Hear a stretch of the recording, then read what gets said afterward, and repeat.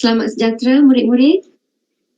Bertemu kita kembali dalam satu lagi slot Bahasa Melayu SPM. Hari ini kita akan lihat sistem dan aplikasi bahasa bahagian Bahasa Melayu Standard. Bila dengar saja tajuk ini, cikgu pasti ini merupakan satu soalan yang paling diguruni oleh calon SPM. Ya, sebenarnya tak perlu rasa apa-apa, tak perlu takut pun.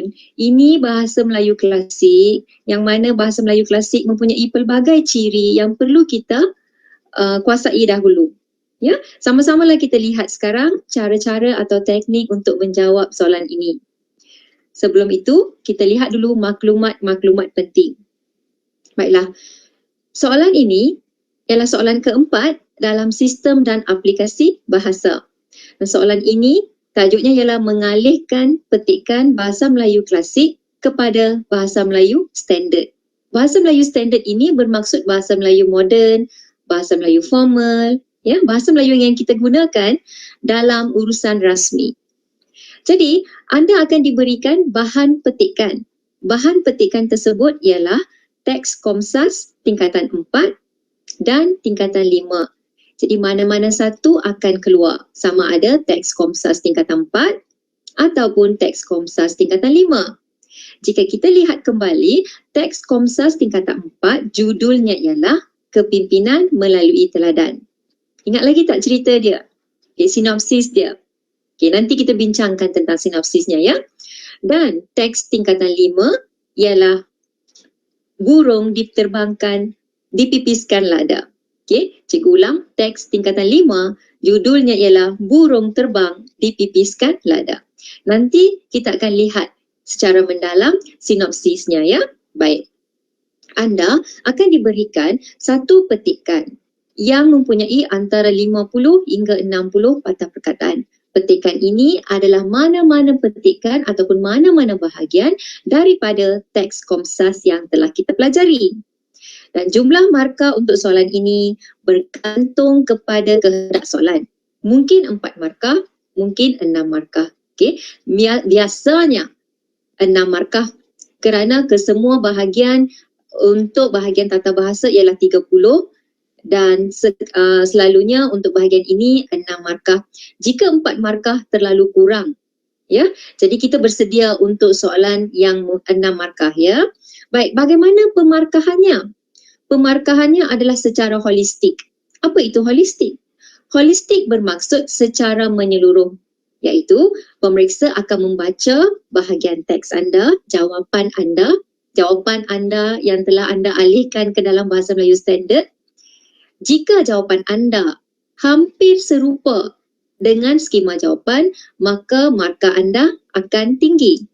Jika jawapan anda tidak memadai ataupun tidak menepati jawapan dalam skema ataupun tidak menepati konteks petikan, maka markah anda akan menjadi rendah. Jadi, kita mesti pastikan kita telah mengubah atau mengalih bahasa Melayu klasik kepada bahasa Melayu moden dengan tepat sekali. Untuk itu, kita perlu faham dulu apa yang dinyatakan dalam bahasa Melayu klasik. Dan untuk kita faham yang itu, kita perlulah juga kuasai sinopsis cerita ini supaya kita tahu bahagian yang diuji. Baiklah murid-murid, cikgu harap anda sudah bersedia sekarang untuk kita melihat ataupun kita menyelusuri soalan ini ya. Baik. Standard kandungan dan standard pembelajaran pada hari ini ialah standard kandungannya ialah 4.1, memahami dan mengapresiasi karya sastra, manakala standard pembelajaran kita ialah 4.1.1, memahami dan mengapresiasi prosa moden dan prosa tradisional dengan menyatakan respons peribadi yang sesuai terhadap karya. Baik, pada akhir pelajaran ini, murid-murid dapat mengenal pasti ciri-ciri bahasa Melayu klasik dan bahasa Melayu standard. Yang itu yang pertama. Yang kedua, mengenal pasti teknik mengalih teks prosa klasik kepada prosa moden. Dan yang ketiga, menulis semula maklumat bahan prosa klasik ke dalam bahasa Melayu standard tanpa mengubah maksud asal. Jadi ingat ya murid-murid, kita tak boleh mengubah maksud asal yang terdapat dalam bahan prosa klasik. Itu paling penting. Baiklah. Sebelum kita lihat dengan lebih mendalam ciri-ciri untuk menjawab soalan ini, kita perlulah juga faham ciri-ciri bahasa Melayu klasik dan bahasa Melayu standard. Kita perlu mengetahui perbezaannya, barulah dapat kita jawab dengan penuh keyakinan. Baik, kita mulakan dengan bahasa Melayu klasik. Untuk pengetahuan anda, apa itu bahasa Melayu klasik? Bahasa Melayu klasik digunakan pada zaman dahulu kala, zaman kegemilangan Melayu Melaka. Dan pada zaman itu, bahasa Melayu klasik ditulis dengan menggunakan tulisan Jawi. Kemudian pada waktu zaman penjajahan, tulisan Jawi itu telah pun diubah kepada tulisan Rumi yang kita sedang gunakan sekarang. Tapi bayangkan, semuanya ditulis dalam tulisan Jawi. Surat-surat kepada Sultan, piagam, hukum kanun dan sebagainya ditulis dalam tulisan Jawi. Dan apabila dialihkan kepada tulisan Rumi, maka dapatlah kita baca sekarang apa yang tertera dalam buku teks kita. Sinopsis cerpen prosa klasik yang ada dalam buku teks itu adalah bahasa Melayu klasik. Maksud cikgu buku teks di sini ialah buku teks cerpen anda itu, antologi anda ya. Okey. Baik, bahasa Melayu klasik pada umumnya mempunyai ayat-ayat yang panjang, berulang-ulang dan berbelit-belit. Okey. Manakala bahasa Melayu standard pula ayatnya lebih pendek, lebih gramatis, lebih difahami. Dan jika ada ayat panjang, itu ialah ayat majmuk yang mana disambungkan menggunakan kata hubung. Yang kedua, bahasa Melayu klasik dipenuhi dengan ayat pasif. Okey.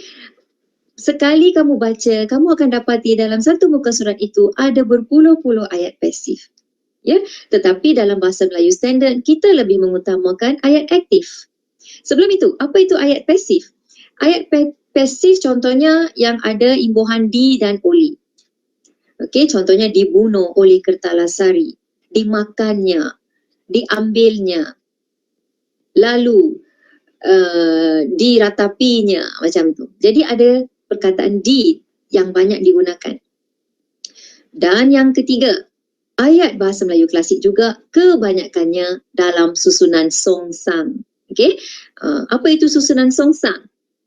Contoh, kalau ayat biasa, contoh buku itu saya baca dan ayat susunan jika ayat biasa, okey, contohnya cikgu bagi dalam bahasa klasik lah, diambilnya Kertalasari, itu ayat songsa. Jadi dan pada masa yang sama itu adalah ayat pasif. Dan bila kita tukarkannya, kita perlulah tukar Kertalasari mengambilnya. Okey, jadi di sini kita dapat lihat memang ayat-ayat dalam bahasa Melayu klasik susunannya songsang dan kita perlu menukarkannya kepada susunan biasa dalam bahasa Melayu standard. Kerana bahasa Melayu standard lebih mengutamakan ayat susunan biasa. Dan untuk lebih mudah anda faham, susunan songsang dimulai dengan predikat. Manakala susunan standard ataupun susunan biasa dimulai dengan subjek. Jadi ingatlah peraturan itu, lebih mudah. Okey? Seterusnya, bahasa Melayu klasik juga dipenuhi dengan kata pangkal ayat yang agak banyak. Apa itu kata pangkal ayat? Kata pangkal ayat, sekarang ni kita panggil kata pangkal ayat sebagai penanda wacana. Dahulu zaman klasik kita panggil kata pangkal ayat. Dan kata pangkal ayat zaman dahulu tidak lagi kita gunakan zaman ini. Okey, contohnya seperti hatta, maka, al-kisah, syahadan. Okey, jadi kita tak gunakan lagi, sama ada kita gugurkan nanti dalam jawapan kita atau kita ingin gantikan dengan penanda wacana yang sedang kita gunakan sekarang seperti selain itu, lalu dan sebagainya. Okey. Seterusnya, sudah pasti jika itu adalah prosa klasik, ia dipenuhi dengan kosakata klasik. Apa itu kosakata klasik? Kosakata klasik ialah kata-kata klasik yang tidak lagi kita gunakan pada zaman ini. Sebaliknya kita sudah ada pun perkataan moden yang kita gantikan perkataan-perkataan klasik tersebut.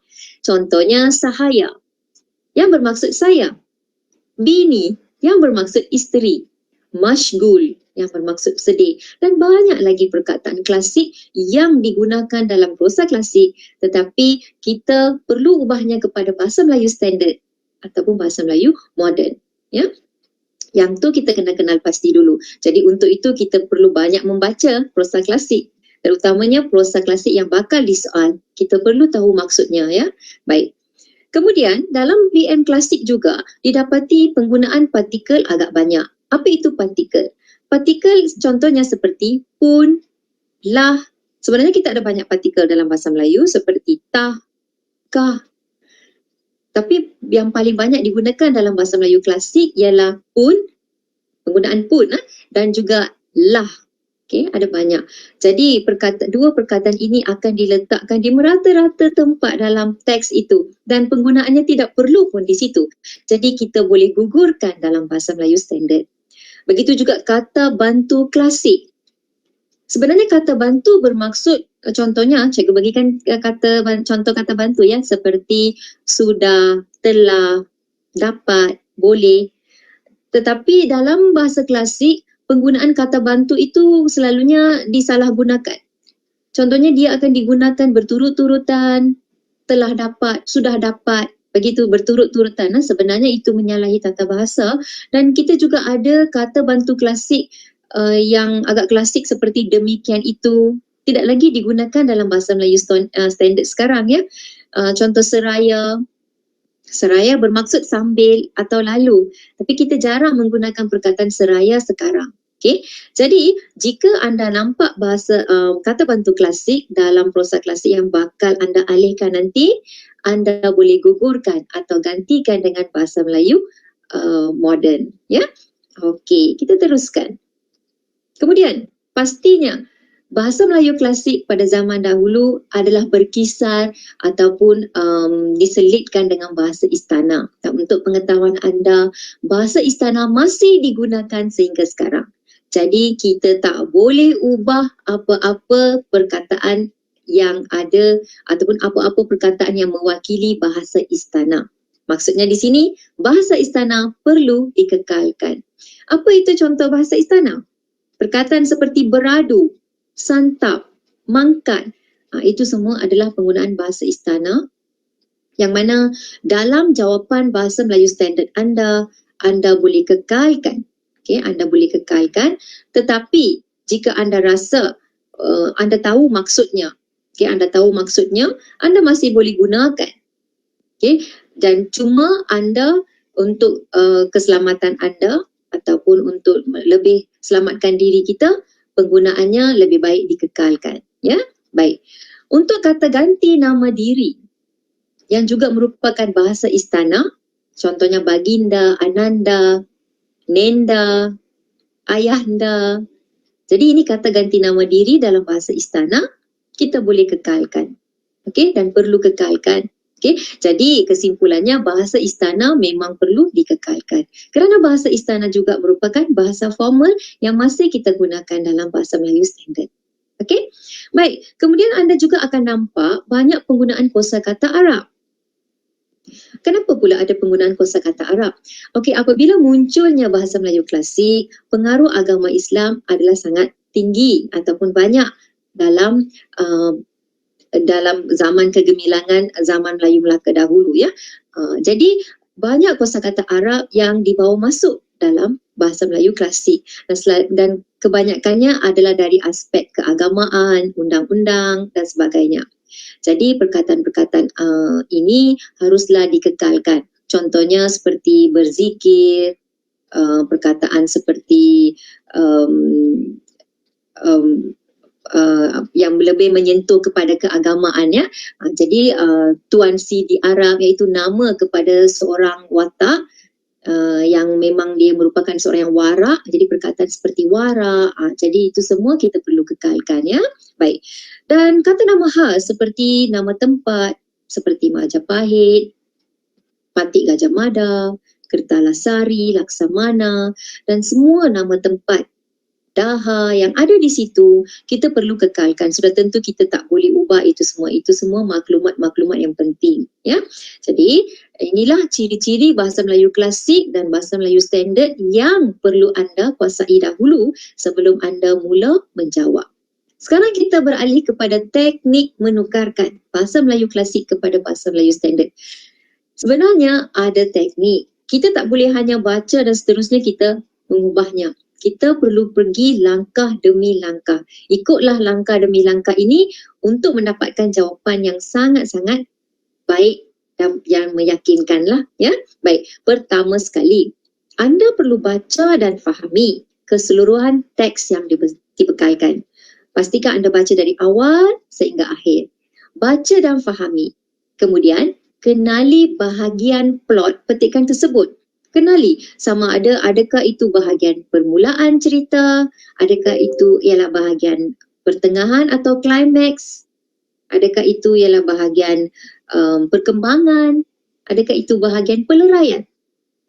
Jadi bila anda kenal pasti situasi ataupun binaan plot ini, maka anda tahu dalam minda anda sudah ada intipati cerita tersebut. Maka untuk anda mengubahnya itu lebih mudah. Okey. Kemudian anda juga perlu kenali perwatakan yang ada dalam petikan tersebut. Siapa yang sedang bertutur, siapa yang dialog siapakah itu, ya. Kadang-kadang tidak dinyatakan kata siapa, tapi kita perlu faham itu dialog siapa, ya. Kemudian pisahkan ayat yang panjang agar difahami. Cuba cari koma atau titik supaya anda boleh pisahkan ayat-ayat yang panjang itu dan pendekkannya, asingkannya supaya kita lebih memahami. Jadi bila kita membaca, pastikan kita ada jeda ataupun pemberhentian suara sekejap ketika kita baca supaya kita lebih faham apakah maksud sesuatu ayat itu. Okay, jangan terburu-buru, jangan baca sekaligus semuanya tanpa difahami. Minda kita perlu sintesis dan analisis dulu apa yang kita baca. Okey? Baik. Kemudian barulah alih bahasa ayat demi ayat mengikut tanda pisah yang kamu buat. Tadi kamu dah buat satu tanda pisah kan, membahagikan ayat yang panjang. Sekarang alihkan ayat-ayat itu mengikut tanda pisah itu. Okey? Baik, kita tengok satu contoh. Okay, kita lihat contoh yang pertama, kepimpinan melalui teladan, iaitu contoh teks daripada tingkatan 4. Ya. Okey, kita mulakan dengan langkah yang pertama. Pertama, kenali bahagian plot atau perwatakan. Tadi cikgu ada janjikan, kita akan lihat sedikit sinopsis cerita. Baik, untuk pengetahuan anda, secara ringkasnya cikgu ceritakan di sini tentang sinopsis cerita kepimpinan melalui teladan. Mengisahkan tentang Kertalasari dari Majapahit yang akan ke Melaka untuk membunuh Laksamana dan juga Ratu Melaka. Ratu Melaka maksudnya Raja Melaka, tapi dalam teks dia menulis Ratu. Ini tidak bermakna itu ialah wanita. Okay. Ratu itu bermaksud Raja. Dan tujuannya untuk membunuh mereka ialah untuk menawan Melaka. Pada masa yang sama, dia juga ada agendanya tersendiri, iaitu dia ingin membalas dendam atas kematian ayahandanya. Dan bila dia ke Melaka, dia menyamarkan dirinya, dia melakukan pelbagai perkara, dia mencuri, dia melakukan pelbagai kegiatan maksiat, sehingga Laksamana terpaksa mencari siapakah orang tersebut. Dan akhirnya Laksamana berjaya membunuh Kertalasari. Okay, itu cerita dia. Dan bila kita faham cerita dia dan bila kita faham jalan cerita itu, kita mampu menjawab soalan ini dengan baik. Baik, kita lihat satu bahagian petikan daripada cerita tersebut. Setelah sudah ibunya mendengar kata anaknya demikian itu, maka ibunya pun menangis seraya berkata, "Hai anakku, yang bapamu itu sudah mati dibunuh oleh seorang Melayu bernama Laksamana Hulu Balang Ratu Melaka." Mula-mula pasti kamu tak akan faham. Ayatnya berbelit-belit, ada ayat songsang juga di situ, ya, dan ada banyak tanda koma. Jadi jangan risau, kita lihat langkahnya. Pertama, kita kena pisahkan ayat yang panjang. Gunakan tanda pisah atau kita panggil itu sebagai tanda jeda dalam bahasa. Pertama, setelah sudah ibunya mendengar kata anaknya demikian itu, berhenti, maka ibunya pun menangis. Ayat 2, seraya berkata. Ayat 3, "Hai anakku." Ayat 4, "Yang bapamu itu sudah mati dibunuh oleh seorang Melayu bernama Laksamana Hulu Balang Ratu Melaka." Ketika ini, anda juga boleh fikirkan bila berlakunya situasi ini. Situasi ini adalah pada awal cerita tersebut. pada bahagian permulaan, eksposisi. Yang mana apabila Kertalasari pulang dari tugasannya di Daha, ibunya memaklumkan tentang kematian ayahnya dan ketika itu dia amat marah. Okey, jadi ini adalah dialog ibunya dengan Kertalasari. Baik. Kemudian, langkah anda yang ketiga ialah anda kena gugurkan kata yang perlu digugurkan. Okey, cikgu dah kata-kata yang tidak penting di situ, partikel, kata bantu klasik dan jika ada kata pangkal ayat yang tidak perlu di situ, anda perlu gugurkan terlebih dahulu untuk memudahkan lagi kerja anda. Okey, baik. Jadi di sini telah pun cikgu gugurkan perkataan sudah, demikian itu. Sudah ialah kata bantu klasik, demikian itu ialah kata bantu klasik. Maka, kata pangkal ayat, kata bantu juga. Pun, partikel ya, partikel pun. Kemudian yang, penggunaan yang memang tak tepat penggunaannya di situ. Dan perkataan itu yang mana juga tidak sesuai berada di situ. Jadi bila kita gugurkan, maka kita akan dapat satu teks, sebegini. Dan ketika itu, langkah seterusnya ialah kita mencari kata-kata klasik dalam teks itu untuk diubah kepada bahasa Melayu moden. Setelah ibunya mendengar kata anaknya, tidak ada kata klasik di situ, ibunya menangis, tidak ada apa-apa, seraya berkata, seraya ialah kata bantu. Jadi kita boleh ganti dengan kata hubung kita sekarang iaitu lalu berkata. Hai anakku, penggunaan kata seru hai tidak sesuai. Jika kita ingin lihat apabila memanggil anaknya dalam nada yang sedih, maka kata seru yang sesuai ialah wahai anakku. Jadi kita gantikan hai dengan wahai. Bapakmu sudah mati, sudah. Penggunaan sudah. Sebenarnya lebih sesuai, lebih sopan, lebih gramatis jika menggunakan kata bantu telah. Bapamu telah mati. Baik. Kita lihat seterusnya. Seterusnya, kita akan semak sekali lagi dengan membaca keseluruhan teks. Kita nak lihat adakah pertautan antara satu ayat dengan satu ayat yang lain. Kita panggil dalam bahasa kohesi dan koheren. Adakah pertautan di situ? Kita baca ya. Setelah ibunya mendengar kata anaknya, ibunya menangis. Lalu berkata, wahai anakku, bapamu telah mati dibunuh oleh seorang Melayu yang bernama Laksamana Hulu Balang Ratu Melaka.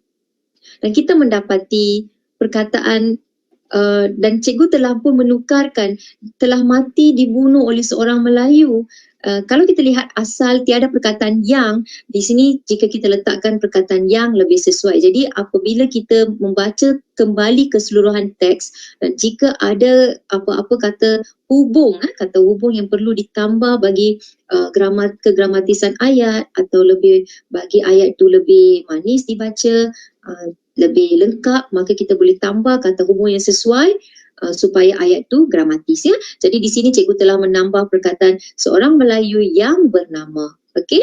Jadi penggunaan yang tadi tak ada ya. Okey. Jadi kita lihat sekarang pada sebelumnya dan selepasnya. Jadi bahasa Melayu klasik pada sebelumnya memang bila kita baca sekali tidak difahami, tetapi setelah kita mengubahnya kepada bahasa Melayu standard, didapati kita boleh lebih faham apa yang dinyatakan dalam petikan itu. Jadi cikgu bacakan untuk sekali lagi. Setelah ibunya mendengar kata anaknya, ibunya menangis lalu berkata, wahai anakku, bapakmu telah mati dibunuh oleh seorang Melayu yang bernama Laksamana Hulu Balang Ratu Melaka. Jika kamu ingin tukar bapakmu itu kepada bapak kamu, boleh, tak ada masalah. Tapi selagi itu tidak menyalahi peraturan tata bahasa kini ataupun masih diterima dalam bahasa Melayu standard, kita masih boleh terima itu. Baik. Kita akan lihat satu lagi contoh. Contoh kali ini adalah berdasarkan daripada teks prosa tingkatan 5, iaitu burung terbang dipipiskan lada. Pertama sekali, seperti mana cikgu beritahu kamu kena kenali bahagian plot dan perwatakan. Kita lihat di sini, kita baca dulu. Telah kedengaran ke benua Siam bahawa Melaka negeri besar yang tiada takluk kepadanya. Maka paduka bubunnya pun menyuruh ke Melaka untuk meminta surat sembah. maka Sultan Muzaffar Shah tiada mahu menyembah ke benua Siam. Okay. Pada awalnya bila kita baca mungkin kita tak faham. Tapi kita cuba imbas kembali sinopsis cerita ini. Okay, cikgu ceritakan sinopsis cerita ini kepada anda. Cerita ini tentang negeri Melaka yang tidak mahu menunduk kepada negeri Siam. Dan negeri Siam, sultannya ataupun maharajanya iaitu Paduka Bubunya. Jadi kita kenali wataknya. Kita dapati di sini ada nama Paduka Bubunya. Itu ialah Sultan Siam yang mana dia telah menghantar wakilnya, dia telah menghantar orangnya, hulu balangnya untuk ke negeri Melaka untuk meminta surat sembah daripada Melaka, tetapi Melaka bukan calang-calang negerinya dan Melaka tidak pernah tunduk kepada Siam. Jadi Siam mengambil tindakan untuk menyerang Melaka. Jadi proses serangan itu berlaku beberapa kali dan diambil alih oleh wakil-wakil Siam yang ada Awi Dicu, Awi Chakri, dan sebagainya. Dan akhirnya sampailah kepada anak Paduka Bubunya sendiri yang akan pergi menyerang Siam kerana kekalahan berturut-turut sebelum itu. Dan apabila anaknya ingin pergi menyerang Melaka ketika itu, dia belum lagi sempat keluar nak pergi menyerang Melaka, tetapi di Melaka seorang yang warak, Tuan Sidi Arak namanya, telah menghalakan panah laskar, panah ke arah Melaka, ke arah Siam. Lalu panah itu seolah-olah telah terkena pada bahagian dada anak Paduka Bubunya, Chow Pandan namanya. Okey, jadi di situ Chow Pandan akan meninggal dunia dan sejak itu Siam tidak lagi ingin menyerang kerana itu merupakan satu kisah sedih yang berlaku di negeri Siam, maka mereka tidak lagi menyerang Melaka sejak hari itu.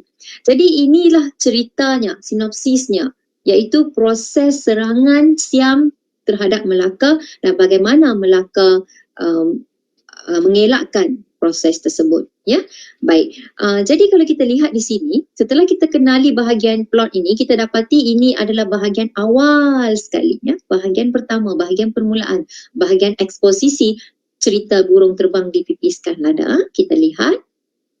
Kedua, kita pergi kepada langkah yang kedua, pisahkan ayat panjang dengan menggunakan tanda pisah. Telah kedengaran ke benua Siam. Satu, bahawa Melaka negeri besar yang tiada takluk kepadanya. Dua, maka Paduka Bubunya pun menyuruh ke Melaka untuk meminta surat sembah. Tiga, maka Sultan Muzaffar Shah tiada mahu menyembah ke benua Siam.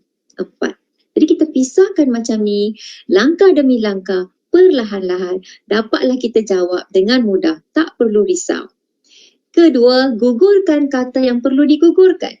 Jadi cikgu lihat di sini, cikgu dapati Melaka negeri besar yang, sebenarnya tak perlu pun dinyatakan Melaka negeri besar yang itu.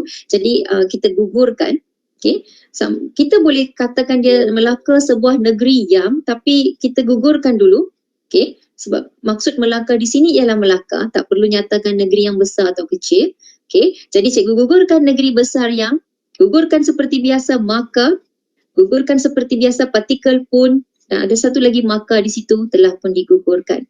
Jadi setelah digugurkan, maka kita akan dapat satu jawapan sebegini.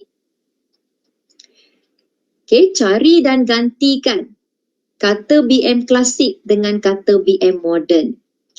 Setelah cikgu gugurkan tadi, maka dapatlah jawapan begini, ya. Telah kedengaran ke benua Siam bahawa Melaka yang tiada takluk padanya, Paduka Bubunya menyuruh ke Melaka untuk meminta surat sembah.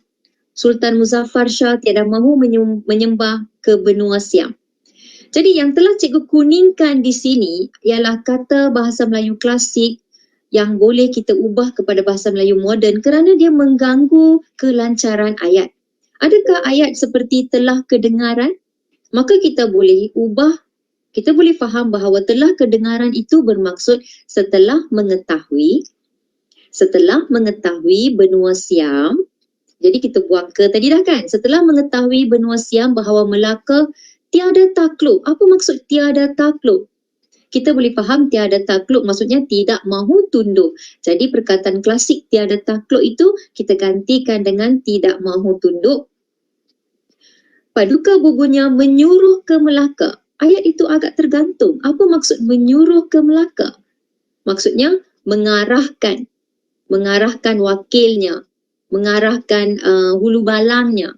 Okay? Jadi kita ubah menyuruh itu kepada mengarahkan ke Melaka untuk meminta surat sembah. Sultan Muzaffar Shah tiada mahu, perkataan tiada tak sesuai itu memang bahasa Melayu klasik. Kita ubah kepada tidak mahu. Jadi apa yang telah diubah di sini, telah pun cikgu ubah dan gantikan, dan menyembah ke benua Siam. Kita gantikan menyembah kepada benua Siam.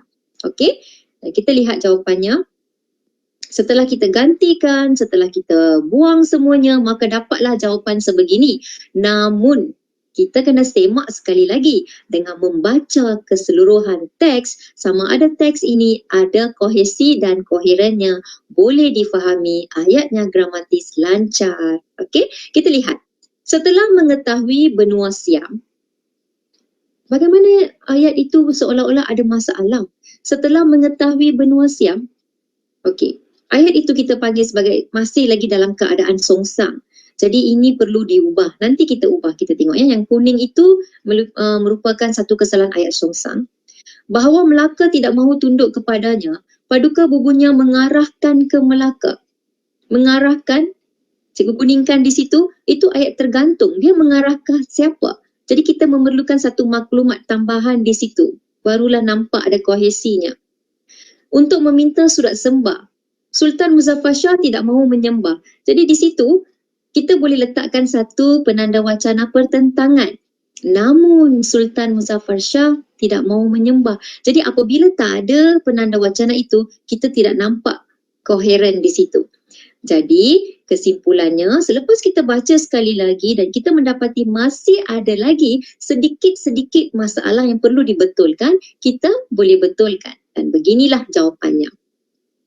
Setelah mengetahui benua Siam, kita gantikan dengan ayat biasa. Setelah benua Siam mengetahui, jadi itu ayat songsang tadi, sekarang kita jadikan ayat biasa. Paduka bubunya mengarahkan ke Melaka, kita nak tahu mengarahkan siapa, kesalahan tata bahasa di situ kan. Kata kerja aktif transitif memerlukan kata nama sebagai objek kan. Jadi mengarahkan siapa? Mengarahkan wakilnya atau mengarahkan hulu balangnya ke Melaka untuk meminta surat sembah. Kemudian ada perkataan maka sultan tu, tadi kita dah buang maka, dan sultan di situ kita perlu letakkan huruf besar satu, dan di situ kita perlu ada penanda wacana pertentangan. Walau bagaimanapun Sultan Muzaffar tidak mahu menyembah, barulah nampak ada kohesi dan koheren dalam ayat tersebut. Baik, sama-sama kita lihat jawapan yang penuh dan betul serta gramatis. Okey. Jawapannya berbunyi begini. Setelah benua Siam mengetahui bahawa Melaka tidak mahu tunduk kepadanya, paduka bubunya mengarahkan wakilnya ke Melaka untuk meminta surah sembah. Walau bagaimanapun, Sultan Muzaffar Shah tidak mahu menyembah kepada benua Siam. Baru difahami. Banding dengan tadi telah kedengaran ke benua Siam. Kan macam-macam kan? Sekarang baru kita ada satu ayat yang kohesi ataupun satu wacana perenggan yang kohesi dan koheren. Jadi cikgu harap kamu dapat ikut langkah-langkah yang telah cikgu tetapkan tadi untuk mendapat jawapan yang baik sebegini dan tidak perlu risau lagi untuk menjawab soalan ini. Ya, jadi sehingga ini sahaja slot kita pada hari ini. Sebarang masalah anda perlu atasi sendiri dengan membuat banyak lagi latihan dan kenali lagi banyak kosakata bahasa klasik, kenali lagi ciri-cirinya, ciri-ciri bahasa Melayu standard dan cuba ubah semampu yang boleh. Okay, kita kena bersedia kerana mana-mana bahagian dalam teks itu akan menjadi soalan peperiksaan. Jadi kena buat banyak latihan. Jadi sebelum cikgu mengundurkan diri, jangan lupa untuk isikan maklum balas program di pautan yang disediakan. Sehingga jumpa lagi. Sekian, terima kasih.